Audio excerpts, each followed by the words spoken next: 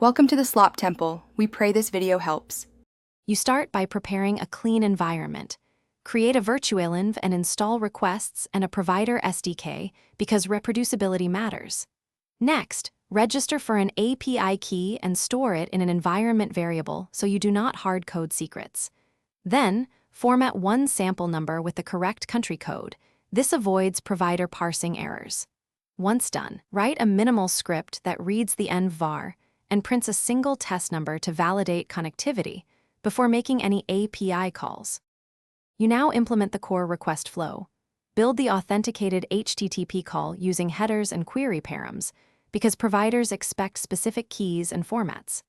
Once you receive JSON, extract lat, LNG, accuracy, and timestamp so you can display usable coordinates and context.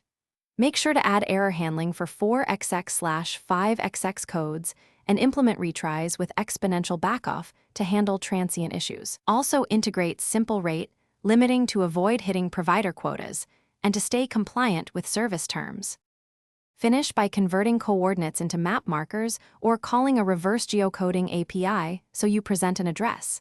This improves usability. Store logs securely and mask personal data because auditability and privacy are crucial.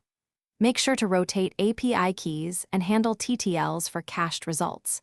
If you hit persistent errors, recheck your API key permissions, account quota, and phone number formatting.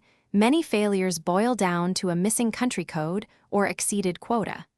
That troubleshooting step fixes most problems quickly. Thanks for watching. Consider subscribing if we helped you.